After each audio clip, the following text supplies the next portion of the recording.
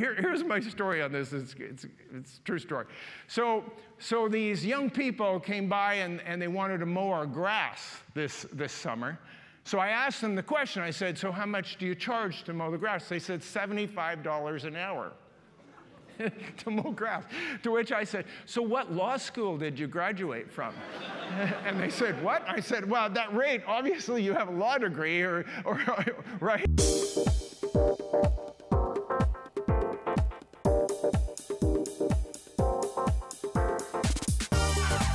Welcome to Church of the Rock from Winnipeg.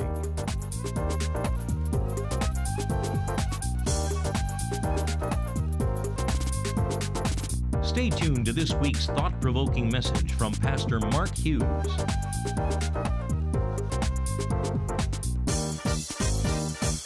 Today my message is entitled, Raising Your Sights.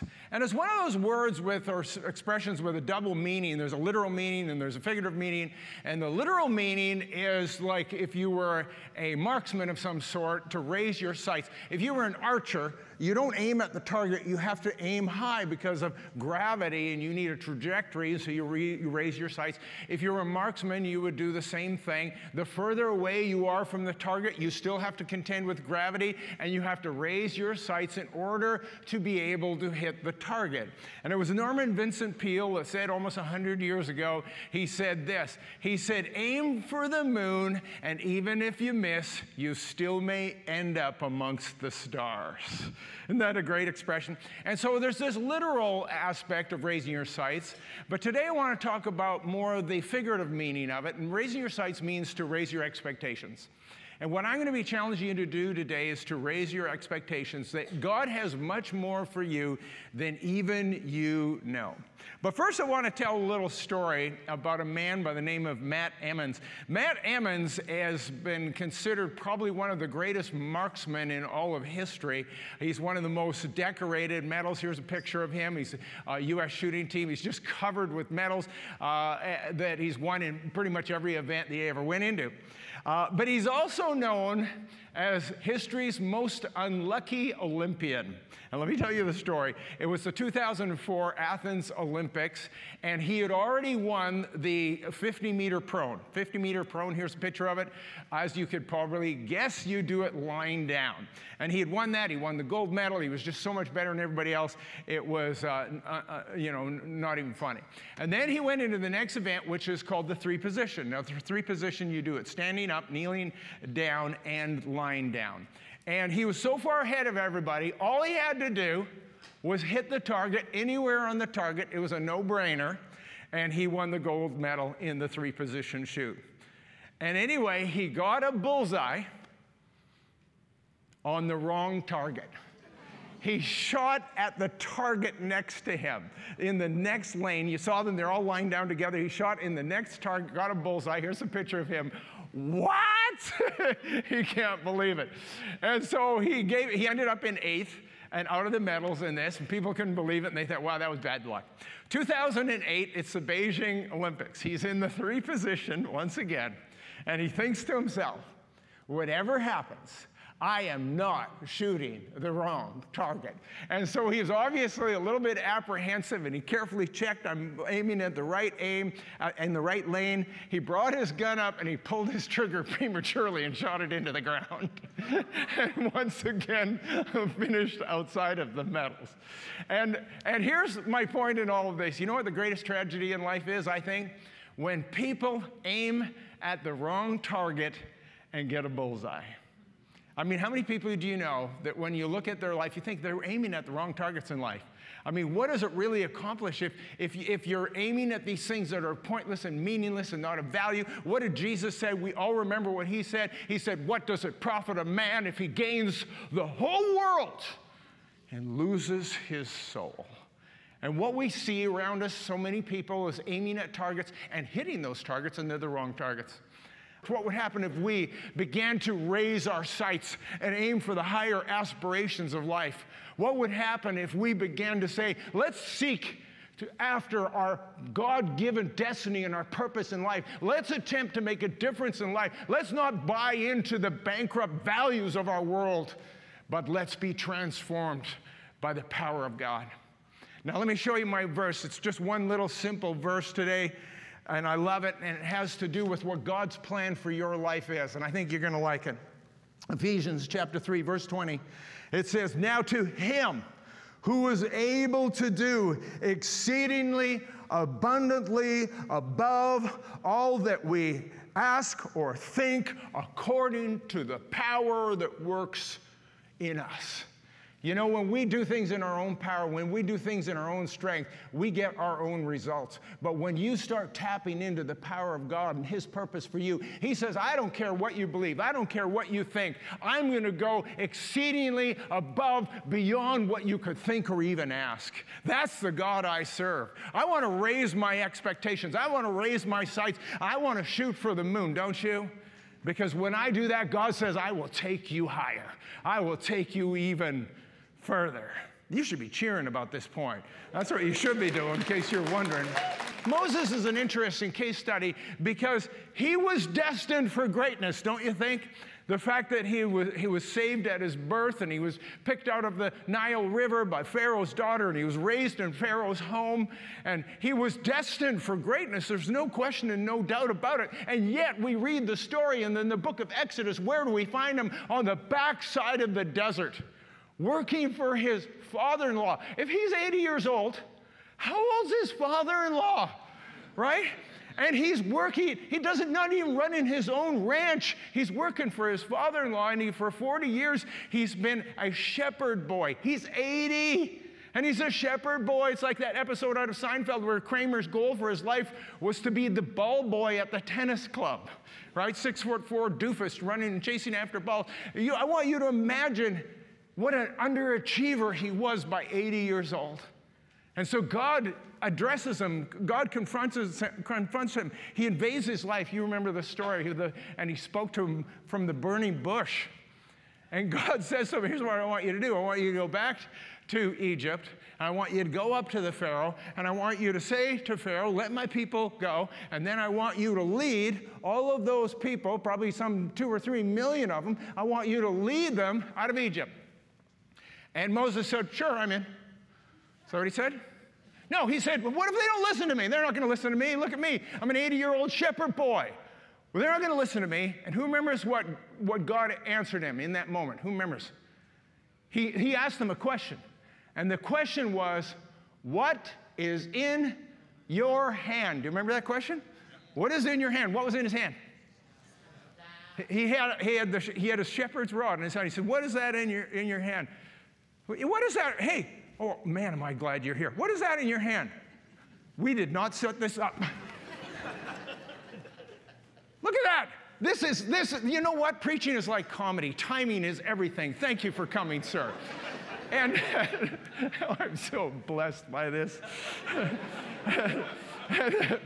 and so he says, what is in your hand? You look at a stick. It was a rod. But what was the rod? What was the rod symbolic of? What was it? It was the tool of his trade, right? And the shepherd's rod was a very important tool. Even today, the shepherds use rods. Here's a picture of this, a modern, and you see what he's doing with that rod? He is leading the sheep with that rod. And that's what he's doing with that. And that was what was in his hand. So then he says to him, he's asked him this weird question, what is that in your hand? And he says, a rod. And he says, cast it down. So he cast it down, and what happened to it? It didn't break. Go read your Bible.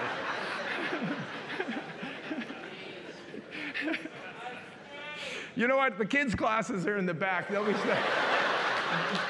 studying that story right now. And so he said, so what happened to it? Somebody goes to church, tell me. Yeah, it turned into a serpent. And so, he's freaked out. It's turned into a serpent. And so he picks it up. He picks up the serpent. And what happened? It turned back into a staff. It turned back into the rod. And that rod was the most important part of his life from there on. I want you to think about this. Because he was a shepherd, and he left leading sheep, and he went off to lead the people. And here's the thing. Did he leave his rod behind? No, he took his rod with him. I'm wondering if you ever thought about this, that now he's left the sheep, but he's still got his rod. Why? Because that is who he is, and that is what he does, and it's a symbol of something we're going to talk about in a moment. And God took something extremely ordinary, which was his rod, which was a piece of wood, and it became something incredibly powerful. And when you go and you read the story, what did God use to perform the miracles? The rod. He held out the rod and people were healed. He held out the rod and plagues came. He held out the rod and the Red Sea divided. He smote the rock with the rod and water came out of the rock. And God took something that was incredibly ordinary. I always think about this story and I think, imagine if he had been a fisherman and he'd asked him what's in his hand. He said, a fishing rod. And he says, now go tell Pharaoh, let my people go. And you imagine him showing up in Pharaoh's court with a fishing rod and pointing it at him? What if he was a bowler? Would he have showed up with a bowling ball? Let my people go. And Moses held up his bowling ball and the Red Sea divided. You say, what's going on here? I'll tell you, here's what the rod is. And this is really important for us, and this is where I'm going today. The rod is a symbol of three things, and it was his time, his talent, and his treasure. You see, here's the thing about a shepherd. They never let the rod out of their sight. Every moment of the day, all time, they have their rod with them. It's always in their hand. When they're sleeping, the rod is by their side because you never know when you're going to need it to beat off a lion or a bear, just like we saw or heard about David doing. And then it was also a symbol of his talent.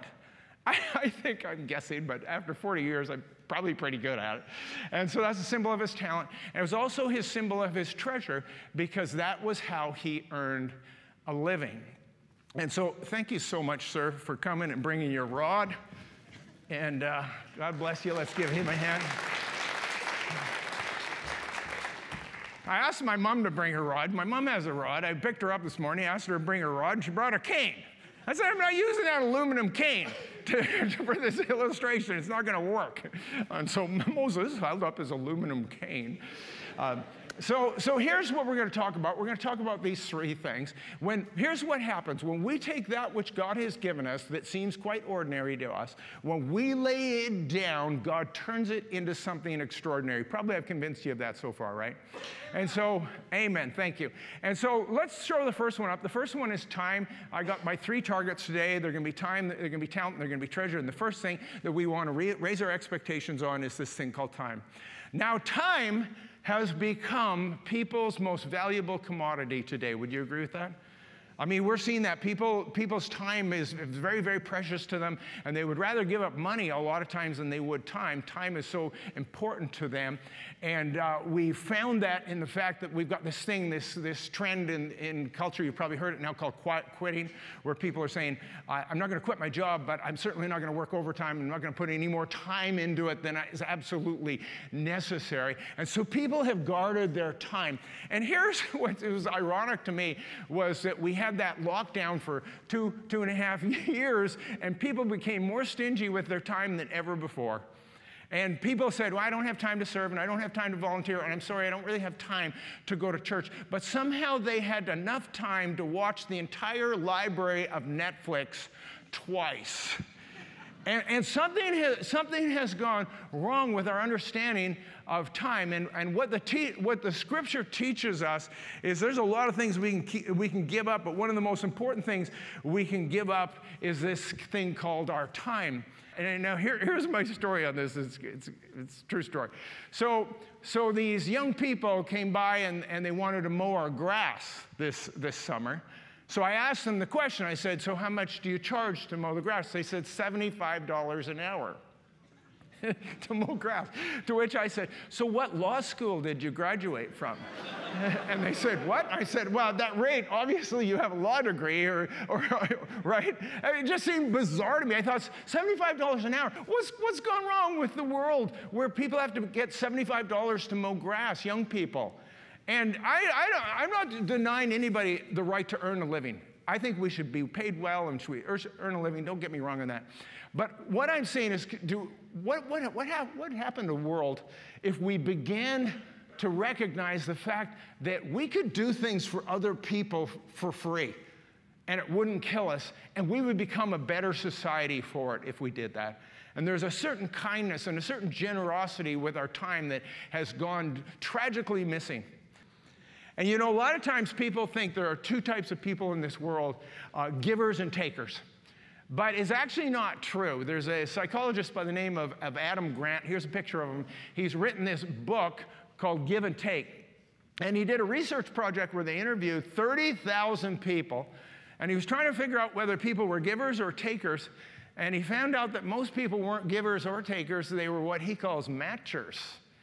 And here's what a giver is. A giver is, excuse me, a giver is somebody that will do something for someone else, whether they get anything in return or not. A taker is somebody that's always in it for themselves. You know some of those takers. But Adam Grant's point was that most of us are actually matchers. We will do something for someone else if there's something for us in return. The Latin quid pro quo, this for that, something for something, right? And here's the breakdown on it. 56% of people are matchers, only 19% are takers, and 25% are givers. And I was thinking about this. Excuse me. I was thinking about this because I had this great encounter where I saw this at work. We were coming back from the U.S. We were at the Emerson border, and for whatever reason, it happens sometimes, there was this huge lineup. It was probably a mile long, and we're at the back of this mile-long line. And at the front, there was going to be split into the two different wickets you can go. You know how you've done that. You've seen that. You wait till you get to the front. You go this way or that way. And the sign back there said both lanes. But everybody was all in one lane. And we all knew, I mean, it was obvious that we were all waiting for the same thing. And so most of us, being the reasonable Canadians we are, were sitting in the line waiting. And then, of course, there was the takers who do what? They drive up the other lane waiting for someone to let them in. And the givers, there's always a few givers in the crowd who let this person that skipped the whole line cut in at the front. Now, I am not one of those people.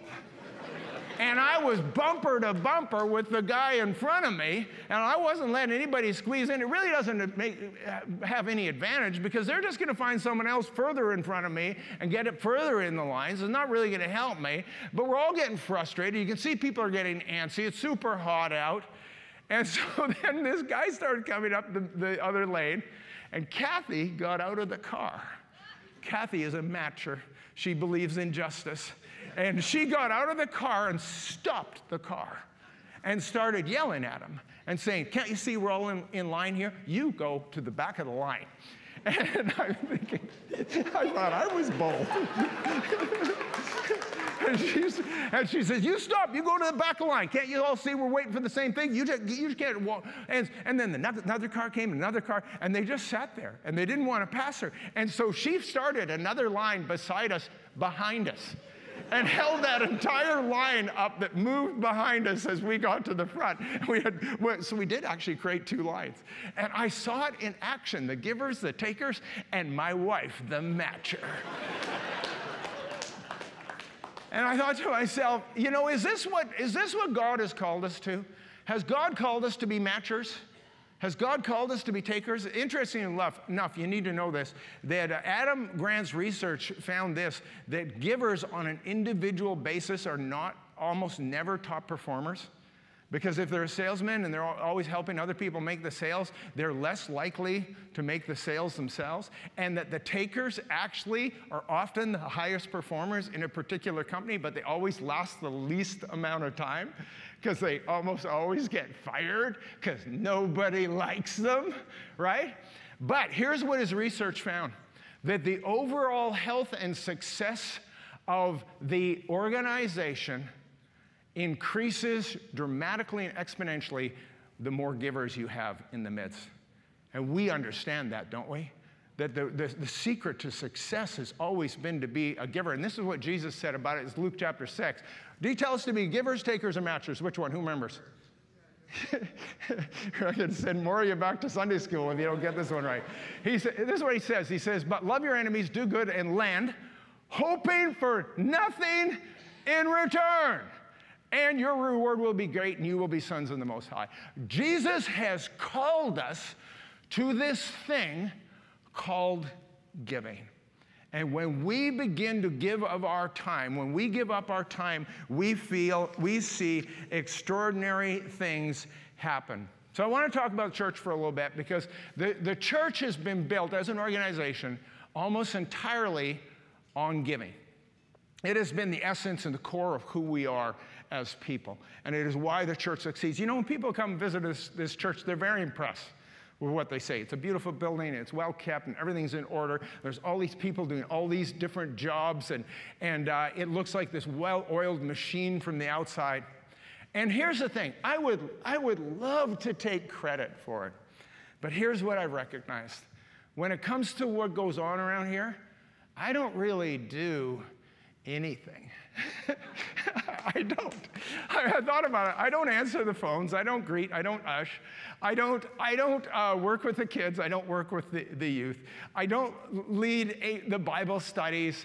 I don't clean the toilets. I don't make the coffee. I don't serve anything. I don't do anything. All I do is talk. Thank God I'm good at it, right? Because I don't really do anything else. What has happened is we've had all these people in our church that have decided that they're going to step up and they're going to serve and they're going to give and they're not going to expect to be paid and they're going to do extraordinary feats. So the first thing is our time. It's a big one, and we all have time to give. Don't tell me you have no time. You have time. We have time for our hobbies. We have time for our passions. We have time for all kinds of things. We have time. And Jesus, he's very clear about this, that he's asked us for our time, and we don't necessarily have to be paid for everything. But the second thing is our talent. And this is really fascinating, because every time Jesus calls people, or God calls people, he essentially asks them the same question he asked Moses. He said, what's in your hand? And what was in his hand was his rod. That was a symbol of his talent. Like I said, after 40 years, I think he was probably pretty good with that rod. What do you think? I think he was pretty good. I think he knew exactly how to work that rod and use that rod and do that thing. That was his talent. That was his gift. And it's fascinating to me that every time that God calls somebody, he kind of asks them the same question, what's in your hand? And I want you to lay that down. And if you will lay down that talent, I will do extraordinary things with your ordinary talent. When he came to the fishermen and he called the fishermen, what was in their hand? Who remembers? There was something specific in their hands. There was fishing nets. They literally had fish. They were washing their nets. They had the tools of their trade literally in their hands. And he said, follow me and I will make you what? Fishers of men. All he did was say, I'm going to take your talent, what you already know how to do, and I'm going to focus it on something that is a higher aspiration of life. You following this? And here's what God does. When God comes to us, he asks us, what's in our hand? What's in your hand? And if we can give up that thing that God has equipped us for, he will do extraordinary things with it. So let me tell you a little story about this. When I was growing up, my father was a lawyer, and my mother was a stay-at-home mom. And my mom did a lot of volunteering. She was part of the junior league and a bunch of things. She was always running off volunteering. And I remember I was driving along somewhere. I was probably, I don't know, 12 years old maybe. And it was just me and my dad, and we were driving down St. Mary's Road. And I asked them, I don't know, whatever, it just came to my mind. And I said, how come you never volunteer like Mom does? I never see you volunteering doing anything. You don't volunteer at the church and you don't volunteer anywhere. He says, let me show you something, Mark. And he did a right turn, and we drove down this street, and we went to this Kiwanis old folks home, personal care home. And we walked in the door, and we walked down the hall, and on the wall in the hallway was a plaque. And it said, in recognition of Joseph Barry Hughes, QC, for his great contribution. And I didn't know that was there. I didn't know what it was. And I said to him, what are you showing me? Why do you have a plaque in this personal care home? And he says, because I donated all my legal work to this charity so that they could get this building set up. And they put up a plaque in my name. And he said, I did all that work pro bono. And I said, you like U2, the band? That's not what pro bono means. It means doing it for free. And so then he told me this. he said, what would be more valuable to do as a lawyer? Would it be more valuable for me to come and sweep the floor for 10 hours or to give them 10 hours of legal services for free? And you know what the obvious answer is? The obvious answer is, you know, to use your talent. So I realized my dad did that. He did it his whole life. He was always doing that. He was always giving of the thing that he had, his talent. So here's my question for you. What is in your hand? What is in your hand? It may not be a skill you learned in university, but it's a skill that God has given you and you know how to do. And I'm telling you, if you will give that up to serve Him, He will turn it into extraordinary things, because He has said this, that I will do more exceedingly abundantly above whatever you can think or ask. And this is how we begin to change the world. So the first thing is our time. The second thing is our talent. And the last and the final thing is our treasure. And our treasure, of course, is the obvious one. And it's, you know, for Moses, that's how he earned his living. And you know, for us, we all have a certain amount of treasure, some more, some less. You remember the story of the rich young ruler? I love the fact that he was called the rich young ruler. That sort of identifies something about him. And he came to Jesus and said, what must I do to inherit eternal life? And Jesus said, well, he says, what are the commandments? Thou shalt not murder, and thou shalt not steal, and thou shalt not commit adultery, and thou shalt not bear false witness. And this guy says, I have done all of those things since my youth. And so it says Jesus loved him. Jesus did not contend with that. And then he said to him, one thing you lack. He says, sell all your goods and give to the poor and come follow me. He was calling him to be one of his disciples. And he says, if you'll just be able to give up your treasure. But it says the man walked away sad with his head hung low because he had great wealth. And one of the things I've discovered in almost 40 years of ministry is that the people who have the greatest treasures have the hardest time giving it up. When we built our first building on Pembina Highway, we had kind of tapped it out. And we had done fundraisers and everything. We were still $200,000 short. And I was talking to a friend of mine, and he says, you know, my dad has more money than God. And he says, why don't you ask my dad for the money? And I said, why would I ask your dad? I don't even know your dad. He said, I'm telling you, he's got so much. He says, yesterday he wrote a check for $800,000 and bought a building. He had $800,000 in his checking account. He can help you out. And he says, I'll put in a good word for you, and you call him. So I phoned up this guy, and I said, you know, talk to your son. He said, you'd be willing to maybe help us out with our building? He said, I'd love to do that. He says, I love to give. That's what I love to do. He says, I've got the means. I love to help out. We were so excited. And so we waited, and he said he threw the check in the mail. And a week later or so, the check arrived. And I remember I got the staff. There was about 6 of us, and we sat around the table, and I said, here it is, guys. This is a check. Do you think it's going to be $200,000? And everybody said, maybe it's more. Maybe it's more than $200,000. And I told them the story. And so I opened the envelope, and I pulled out the check, and I held it up, and there it was, a check made out to Church of the Rock for $200. $200. And we were all crestfallen, every one of us. And we thought, that just serves us right for putting our trust in man. But it was interesting to me that this guy made such a big deal about how he was going to give so generously. And for him, it was pocket change that would have fallen through the holes in his pocket.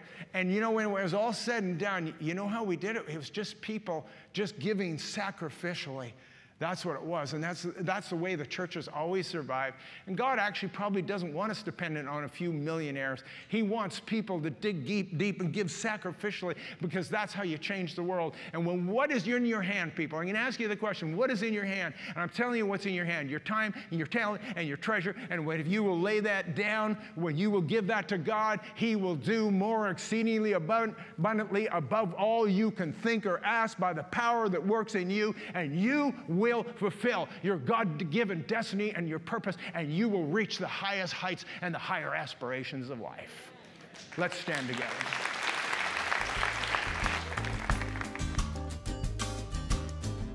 Church of the Rock has services every Sunday at 1397 Buffalo Place.